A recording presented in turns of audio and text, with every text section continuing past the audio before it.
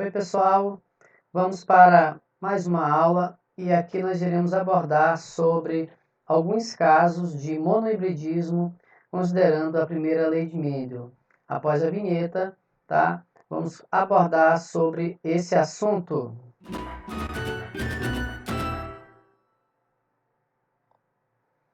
Ok, então tá aí a nossa temática geral, primeira lei de Mendel e outros casos de monohibridismo. Então, o que nós iremos considerar agora é essa parte de situações que fogem um pouco aí das regras de Mendel e que são consideradas aqui dentro do monohibridismo, tá? Bom, então na sequência a gente traz aqui como, tá? De forma geral, os símbolos importantes dentro dos mapas familiares, que nós também chamamos de heredogramas ou pedigree. Isso aqui nos ajuda bastante a interpretar questões de genética, considerando esse aspecto de figuras, tá? Bom, indivíduos do sexo masculino, nós temos aqui o quadradinho, indivíduos do sexo feminino, o círculo, sexo indefinido, essa outra imagem, um losango, né? Sexo definido é aquele que não se sabe o sexo. Na verdade, seria indefinido, desconhecido, porque de fato ainda não se sabe bem o que é o sexo. Então, quando não se tem uma certeza, coloca-se esse símbolo no heredograma, tá? Número de filhos de sexo indicado aqui, esse outro mais escurinho, né? São indivíduos afetados, que é muito utilizado nos heredogramas, tá? Tanto para os casos de dominância como para os casos de recessividade. Esse embaixo aqui, heterozigotos para um caráter autossômico. Aqui em cima, os principais símbolos. O primeiro representa o casamento, tá? O segundo, perceba que tem a presença de um tracinho aqui, ó, bem tracejado. Seria relacionamento, né? Cruzamento fora do casamento, que está chamando aqui de acasalamento extramatrial. Além da sua cônjuge, a pessoa também reproduz fora do casamento. Esse outro símbolo representa o divórcio, aqui o casamento consanguíneo, parentes bem próximos, por exemplo, irmão com irmã. Aqui nós temos gêmeos, tá? Monozigóticos, praticamente estão unidos aqui, né, pela mesma placenta, e gêmeos dizigóticos diferentes, tá? Então esses símbolos aqui são muito utilizados dentro da área da genética. Eu trouxe aqui para vocês umas situações relacionadas à herança recessiva e à herança dominante, tá? O primeiro casal, perceba que os pais são iguais e tiveram filhos diferentes. Nesse caso, nós já colocamos aqui, olha, a característica do genótipo, ambos são heterozigóticos, tá? Mas essa herança recessiva mais para nós trazermos aqui alguns exemplos.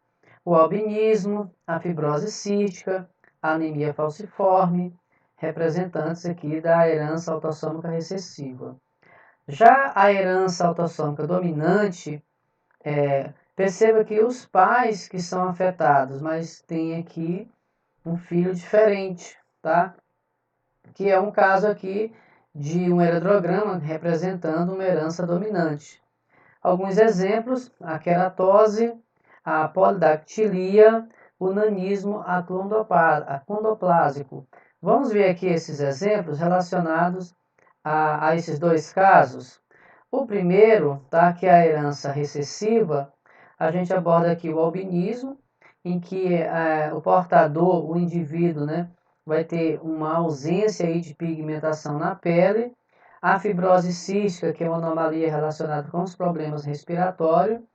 E a anemia falciforme, que é um defeito aí na hemácia também, que vai dar complicações, tá? Já nessa outra imagem, já se trata aí das heranças, né, autossômica dominante.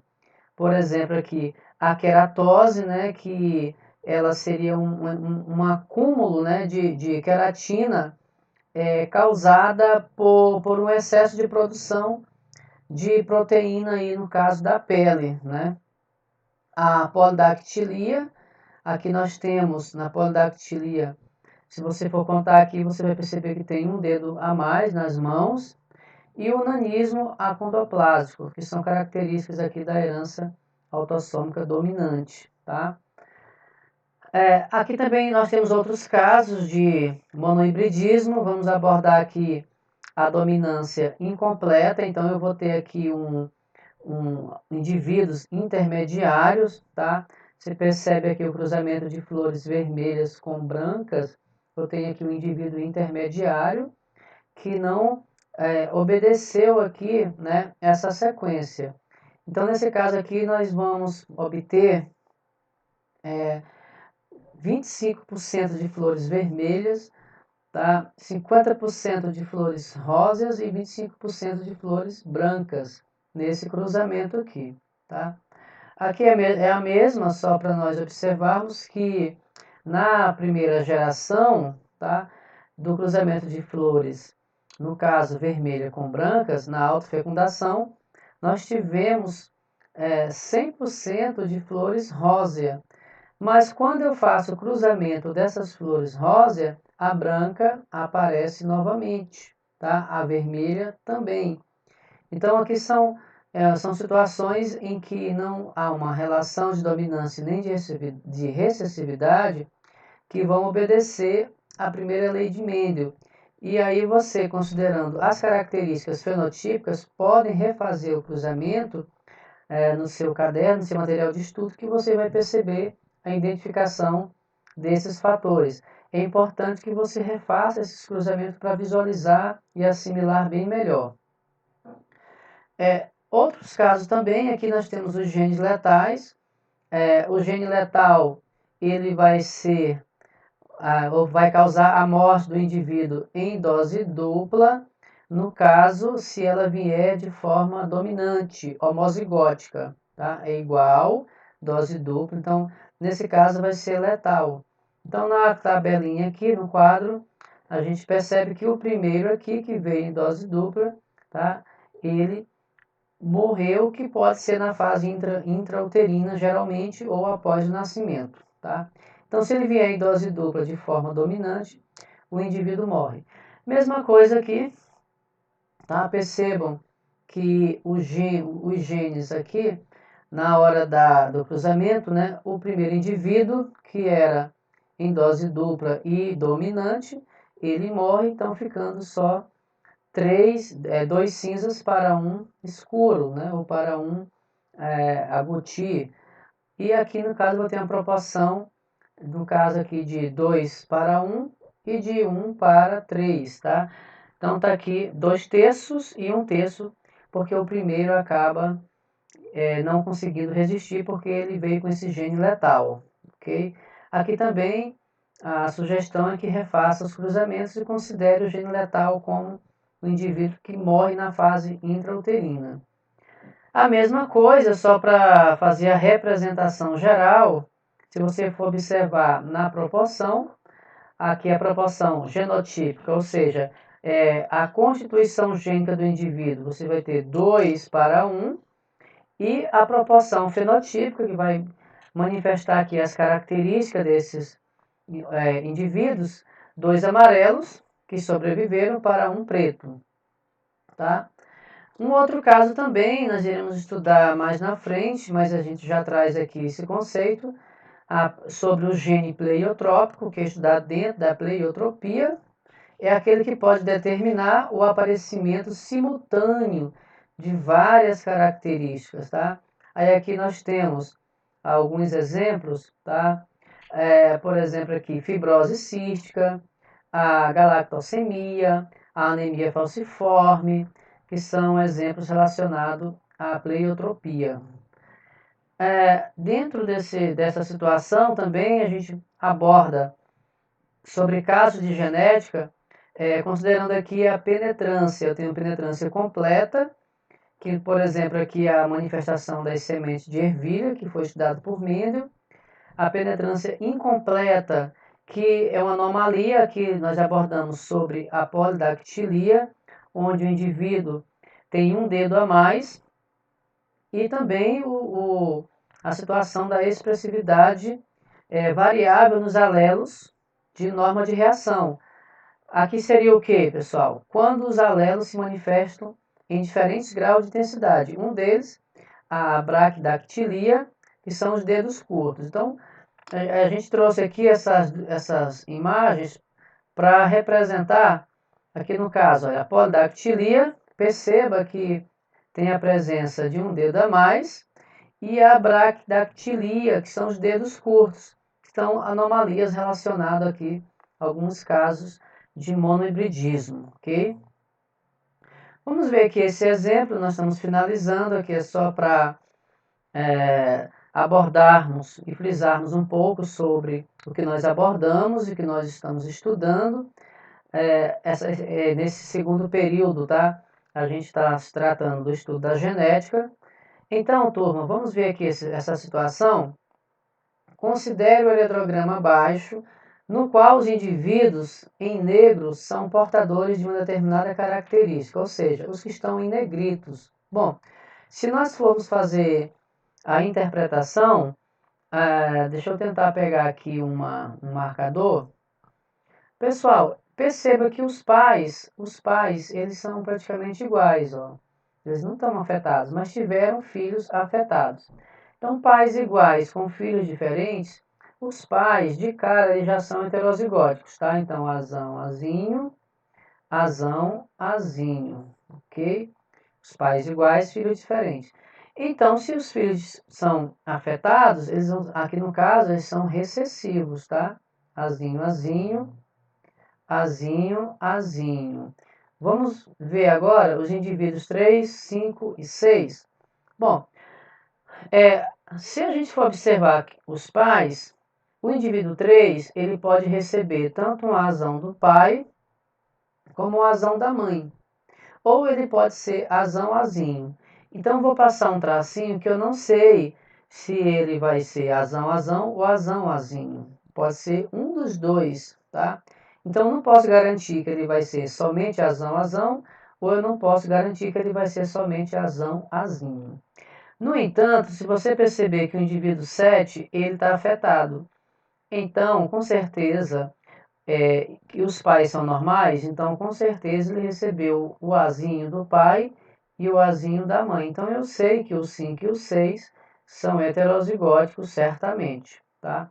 Então, analisando aqui, ele quer saber a falsa, tá? A afirmativa falsa, incorreta. Olha, trata-se de uma característica autossômica recessiva? Sim, né, gente? É recessiva esse heredograma. O genótipo do indivíduo 3 é certamente azão, azinho? O indivíduo 3, olha, nós já acabamos de falar, não é, ele pode ser azão, azão também. Então, nós já descobrimos a resposta, né? Já identificamos. O indivíduo 4 e 7 apresentam os mesmos genótipos e os mesmos fenótipos? 4 e 7, sim, ambos são afetados, certinho. Então, essa aqui está certa. Os indivíduos 1, 2 e 6 têm o mesmo genótipo? 1, azão, azinho. 2, azão, azinho. 3, azão, azinho. Sim. Então, qual que é a resposta correta? Que é a falsa, na verdade, letra B de bola, tá? Essa outra aqui. O albinismo é uma desordem genética, né, gente? O albinismo que é a ausência, né, de pigmentação na pele, na proteína, que afeta a produção de melanina. Essa produção é determinada pela presença de um alelo azão, ou seja, tem que ter pelo menos um alelo em que vai manifestar essa produção de proteína. Observa-se ainda que o indivíduo homozigoto, que é recessivo, ele é albino. Diante disso, tá? Diante disso, podemos afirmar que se trata de um caso, então, o albinismo, o albinismo, genes letais? Não, né, gente? A dominância completa? Vamos ver. Dominância incompleta, será se tem algum gene intermediário, né? A gente pode estar descartando. Epistasia. Epistasia é quando um gene epistático inibe a ação do outro, que é hipostático, né? Vamos ver. Eu tenho epistasia dominante, epistasia recessiva, vamos falar disso mais na frente. Codominância quando você não tem relação de dominância e nem de recessividade. Então, aqui é um caso de dominância completa, tá? Sendo que o albinismo ele aparece em dose dupla. O albinismo ele pode ser com essa característica, azinho, azinho, tá? Essa outra aqui é maravilhas, que é uma espécie aqui de flor, Mirabilis jalapa, é uma planta que aparece flores vermelhas, brancas e rosas, tá? O fenótipo rosa é determinado quando a planta heterozigótica é caracterizada por uma coloração intermediária, tá? No caso aí do fenótipo rosa. A maravilha, portanto, é um exemplo clássico. Pessoal, se nós temos, tá, plantas com heterozigóticas, eu tenho aqui plantas rosas que se cruzam, elas vão apresentar 25% de flores vermelhas, 50% de flores róseas e 25% de plantas de flores brancas, tá? Então aqui você vai observar que eu tenho uma descendência aqui, uma linhagem intermediária. Então ela vai ser o que, pessoal? Um caso de dominância incompleta, tá? Uma dominância incompleta. E aqui, quando afirmamos que dois alelos se expressam em heterozigose, estamos falando, ou seja, os dois alelos vão apresentar as suas características, tá? Quando vão apresentar as suas características, tanto de um lado como de outro, tá? E no caso, se for de heterozigose. Aqui, pessoal, o que que vai ter? Uma codominância. O que é isso, né? O que é uma codominância? Eu não vou ter relação de dominância e nem de recessividade, tá? Então, turma, concluindo, aqui foi só para abordar um pouquinho mais dentro de fundamentações, de alguns casos dentro da genética. Nós abordamos o monohibridismo, né, considerando aí a ideia da primeira lei de Mendel. Se você quiser acompanhar, né, as nossas postagens toda semana também de outros materiais, você pode estar se inscrevendo no canal para receber as notificações dos nossos vídeos e fique atento para assimilar esses conceitos. Você pode também fazer esses cruzamentos com o que nós abordamos aqui no seu caderno e identificando esses conceitos para facilitar a visualização. Até a próxima aula. Fique atento também para os exercícios. Tchau, tchau!